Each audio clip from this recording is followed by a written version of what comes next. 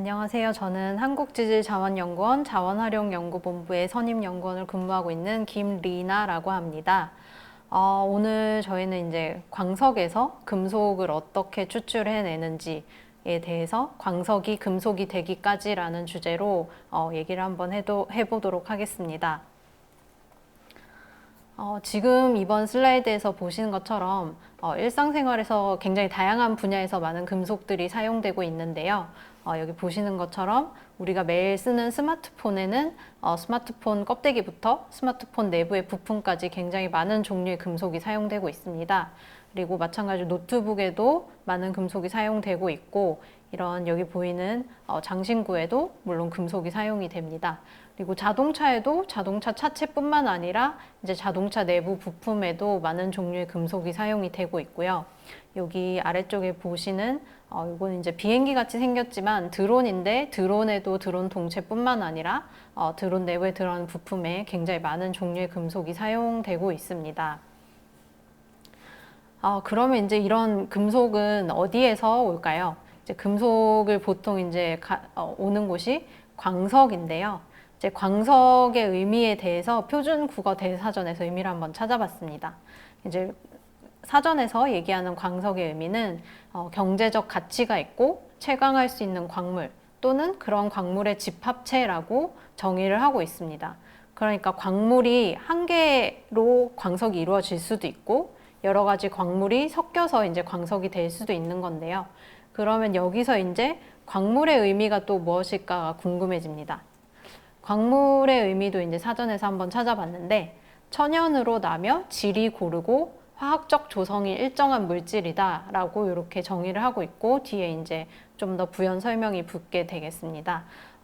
조금 더 이제 자세하게 살펴보면 광물이 이제 화학적 조성이 일정한 물질이라고 했는데, 우리가 예전에 이제 초등학생 때 자석으로 이렇게 모래를 긁어보면 철가루가 이렇게 붙는 경험을 해보셨을 거예요. 그 철가루가 광물 중에 한 가지인데 자철석이라는 광물입니다. 이제 그런 이제 흙을 펐을 때 자철석이라는 광물이 모래와 함께 나오게 되는데, 이 모래와 섞여 있는 것을 우리가 광석이라고 할 수 있는 거죠. 이제 광물의 의미로 보면 그 모래와 자철석의 이제 혼합물은 자철석과 모래의 성분인 석영의 혼합물로 이루어진 광석이라고 볼 수 있습니다. 그러면 이제 광석에서 이 금속을 추출하는 것을 조금 더 쉬운 예시를 들어서 한번 보도록 하겠습니다. 여기 지금 초코칩 쿠키가 하나 있는데요. 이 초코칩 쿠키를 먹는 이유는 초콜릿이 맛있으니까 많이 그렇게 드실 거예요. 그러면 여기서 보통 그렇게 하진 않겠지만 이 초코칩 쿠키에서 초콜릿을 한번 빼내 보도록 하겠습니다. 그러면은 초콜릿을 빼내기 위해서는 우선 이 초코칩 쿠키를 한번 이렇게 크게 부셔야겠죠. 근데 아직까지도 초콜릿들이 거의 이제 쿠키에 박혀 있는 것을 볼 수 있을 거예요. 그러면은 조금 더 이렇게 잘게 부셔서 거의 가루 상태가 되도록 만들 수 있을 겁니다.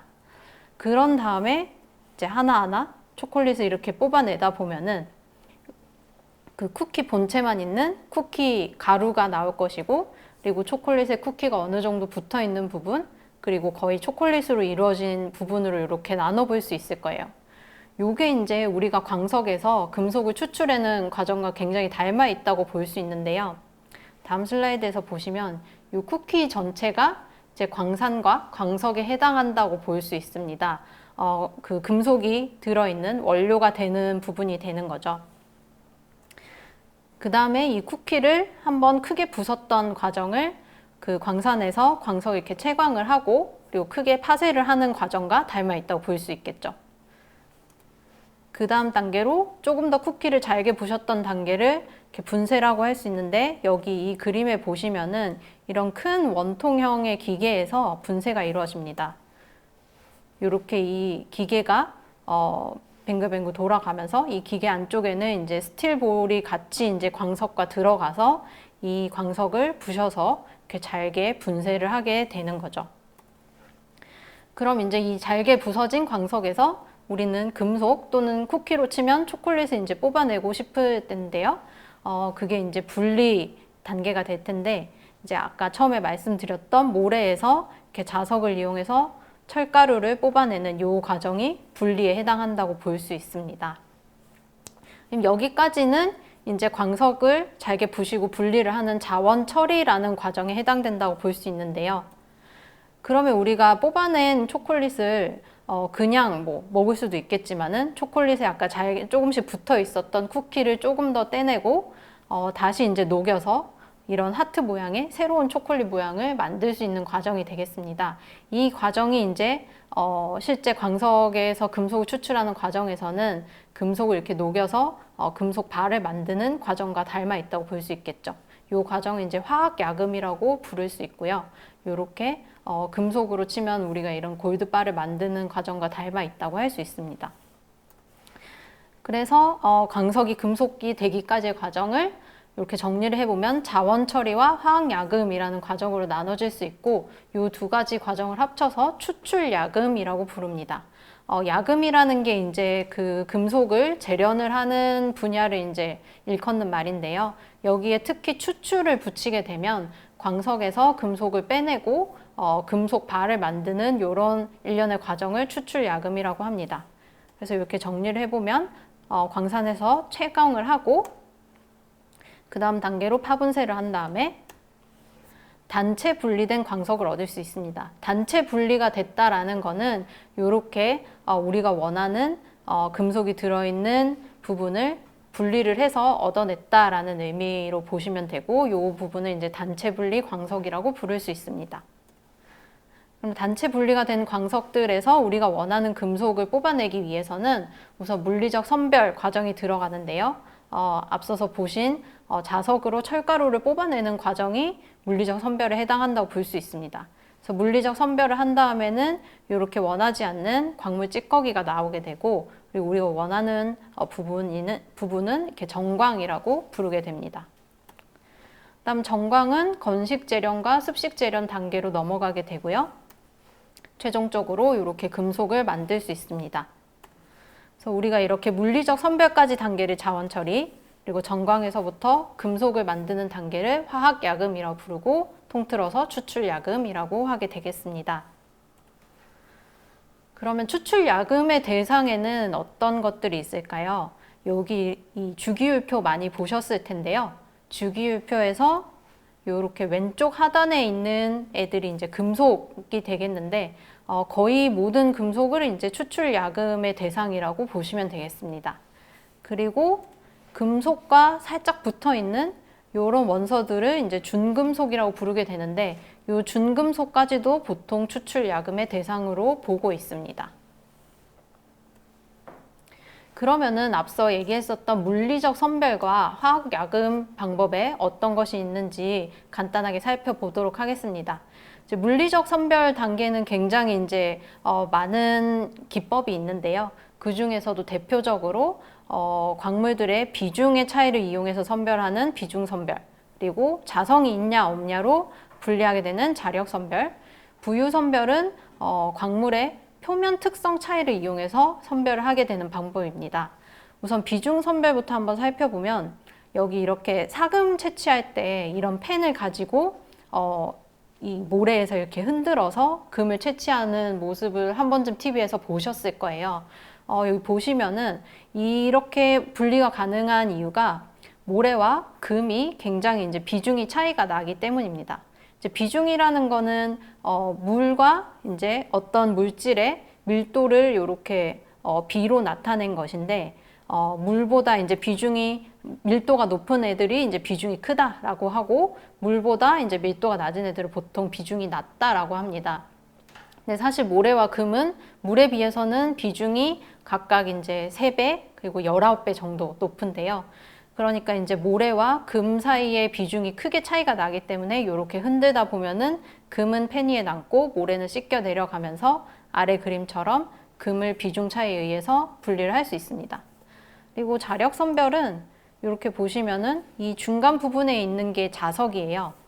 그래서 이렇게 우리가 어떤 물질을 흘려 보내주면은 자성이 있는 부분은 여기 자석에 달라붙고 자성이 없는 부분은 밑으로 이렇게 빠져나오면서 우리가 편리하게 이제 자성 차이를 이용해서 광석에서 원하는 광물을 분리를 할 수 있습니다.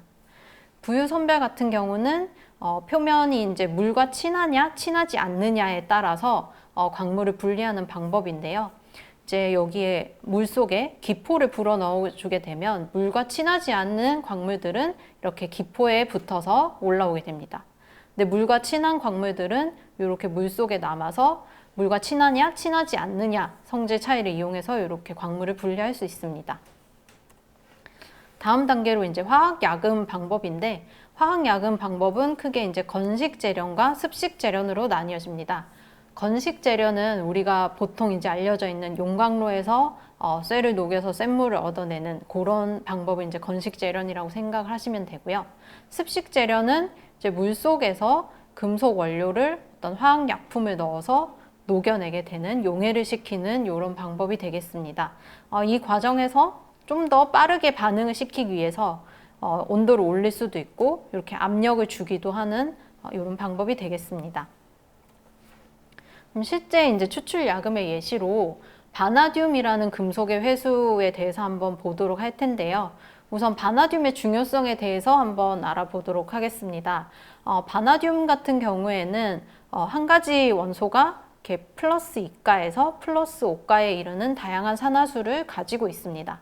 그래서 이런 배터리를 바나듐 산화 한원 흐름 배터리라고 하는데, 이 한 가지 원소만을 이용해서 각각 양극과 음극에 전액을 주입을 함으로써 배터리를 만들 수 있는 그런 시스템이 되겠습니다. 이 바나듐 산화 한원 흐름 배터리 같은 경우에는 이런 풍력이나 태양광 같은 재생에너지 분야에서 이제 대용량 에너지 저장 시스템으로 사용이 많이 될 수 있는 그런 배터리가 되겠습니다. 그리고 이 배터리 외에도 사실 바나듐이 좀 더 대표적으로 쓰이는 분야는 철강에서 강도를 향상하기 위해서 넣는 경우가 훨씬 많습니다. 이런 바나듐은 이제 천연 광석에서 얻어질 수도 있고요. 그리고 석탄에서도 얻어지고 철강 제조 과정에서 나오는 슬래그에서 얻어질 수 있고, 이제 재활용 분야에서는 폐촉매 같은 데서도 바나듐을 이제 우리가 얻을 수 있습니다. 그러면은 실제로 우리나라에서 어떤 이제 연구가 진행되고 있는지 한번 살펴볼 텐데요. 우리나라에 이제 광물이 많이 없다라고 알려져 있는데, 실제로 이제 바나듐 같은 경우에는 국내에 이 바나듐이 함유되어 있는 광석이 다량 이제 보존이 되어 있습니다. 그 이제 바나듐 광석에는 철과 티타늄이 주성분인 광물이 들어 있는데요. 각각 이제 아까 우리 계속 얘기했었던 자철석, 철가루와 같은 자철석과 그리고 티탄 철석이라는 광물이 이제 주요 광물로 들어 있습니다. 이 광석을 이제 살펴봤더니 바나듐은 이 자철석 쪽에 많이 들어 있었는데요. 이 자철석이 Fe3O4라고 해서 이제 철이 많이 들어 있는데, 이 철의 자리에 바나듐이 일부 이제 바뀌어서 들어가 있는 그런 형태로 존재하는 걸로 나타났습니다. 그래서 이 광석에서 이제 바나듐을 추출하는 방법을 한번 보게 될 텐데요. 보시면은 우리 처음에 얘기했듯이 우선 채광을 해와서 파분쇄 과정을 거치게 됩니다. 그리고 앞서 말했듯이 바나듐이 자철석, 철가루 쪽에 들어있기 때문에 자력 선별이라는 방법을 사용을 해서 자성 광물 쪽에 바나듐이 들어있는 자철석을 얻게 됩니다. 그 다음에 이제 이 자철석에서 바나듐을 바로 뽑을 수 있는 것이 아니라 이 광석을 이제 어떤 특수한 처리를 하게 됩니다. 이제 소듐이 들어가 있는 염을 같이 넣어서 800도에서 한 1300도 정도 범위에서 이 혼합물을 로스팅이라는 작업을 하게 됩니다. 그럼 이 로스팅 과정을 통해서 바나듐이 이제 물에 녹는 형태인 이런 NaVO3 형태로 전환이 되고요. 이 NaVO3는 물에 넣으면 가볍게 이제 용해가 되기 때문에 이 바나듐이 들어있는 우리가 액체를 얻을 수 있습니다. 중간 단계에서 바나듐 이외의 불순물을 제거를 하게 되고요. 그 다음 이제 얻어진 바나듐 농축액으로부터 우리가 침전을 하고 암모늄염을 사용해서 침전을 시키고, 이 침전된 산물을 건조를 시켜서 이제 중간 산물을 얻게 됩니다. 이 중간 산물은 이제 최종적으로 고온에서 한 500도 정도 로스팅을 함으로써 우리가 바나듐 옥사이드라는 최종 제품을 얻을 수 있습니다. 네, 이 바나듐 추출 과정을 우리가 좀 나눠서 볼 수가 있는데요. 이 앞단의 채광부터 자력 선별까지 단계를 자원 처리라는 단계로 볼 수 있고요. 그리고 중간에 연배소와 그리고 마지막 하소 단계를 건식 재련 공정이라고 할 수 있습니다. 그리고 수침출부터 규산염 제거, 침전까지 이어지는 이 일련의 공정을 습식 재련 공정이라고 할 수 있는데요. 이어서 이 습식 재련 공정에 대한 실험 영상을 보시도록 하겠습니다. 이 이제 습식 재련 공정의 첫 번째 단계는 수침출인데요. 이 수침출에서는 우선 이 반응기에 물을 먼저 넣고 이 물이 이제 교반이 되고 있는 상태에서 요 연배소 단계에서 나온 연배소 산물을 이 수침출 반응기에 장입을 하게 됩니다. 그러면 이제 이 수침출 반응기가 교반이 되면서 광석으로부터 바나듐이 선택적으로 용액으로 침출이 되어 나오게 됩니다. 그러면은 이제 이 수침출이 완료가 되고 나면 우리가 남아있는 이 철 함유 찌꺼기와 바나듐이 녹아있는 용액을 분리를 하게 되는데요. 이렇게 간단하게 여과지를 사용해서 여과를 하게 되면 철 함유 찌꺼기는 여과지에 남고 이렇게 노란색의 바나듐 용액을 우리가 얻을 수 있습니다. 이렇게 얻어진 바나듐 용액은 침전 단계를 통해서 암모늄 바나데이트를 이제 만드는 공정으로 넘어가게 되는데요. 이 바나듐 용액에 암모늄 클로라이드라는 염을 이제 투입을 해서 바나듐을 침전을 시키게 됩니다. 그러면 이제 하얀색의 중간 산물인 암모늄 바나데이트라는 요 고체 산물을 얻을 수 있습니다. 이 고체 산물 또한 지금 용액 속에 들어있는 상태이기 때문에 앞서 이제 수침출 단계와 마찬가지로 거름종이에 한번 여과를 해서 암모늄 바나데이트를 이제 이렇게 여과지 위에 얻을 수 있게 됩니다. 암모늄 바나데이트 같은 경우는 수분이 아직 있는 상태이기 때문에 간단히 이제 건조를 시키는 과정을 통해서 이렇게 건조된 암모늄 바나데이트를 얻게 됩니다.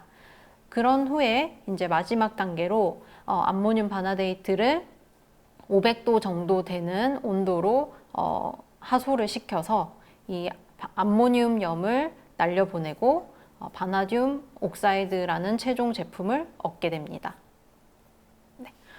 이렇게 오늘 이제 광석에서 금속이 어떻게 얻어지는지 간단한 이론과 그리고 한 가지 이제 바나듐에 대한 예시를 통해서 공부를 해봤는데요. 지금 이제 이런 바나듐뿐만이 아니라 요즘 이제 어떤 리튬 이온 배터리라든지 이제 그런 분야에서 다양한 금속들이 이제 요구가 되고 있습니다. 그래서 우리나라에서도 이렇게 광석에서 금속을 추출하는 연구가 활발히 진행이 되고 있고요. 이 바나듐처럼 국내산 광석에서 또 이제 금속을 찾는 연구가 진행이 되고 있을 뿐만 아니라 해외에 있는 다른 이제 광산에 이제 광산에 있는 광석들도 가져와서 이제 금속을 추출하고 우리나라 이제 산업 발전을 위해서 이런 금속을 회수하는 연구들이 진행이 되고 있습니다. 앞으로도 이런 분야에 관심을 많이 가져주셨으면 좋겠고 그리고 어렵다고 생각하지 마시고 굉장히 좀 재밌게 이렇게 광석에서 금속을 얻는 과정에 대해서 공부를 즐겁게 하셨으면 좋겠습니다. 네, 그럼 이상 오늘 강연을 마치도록 하겠습니다. 감사합니다.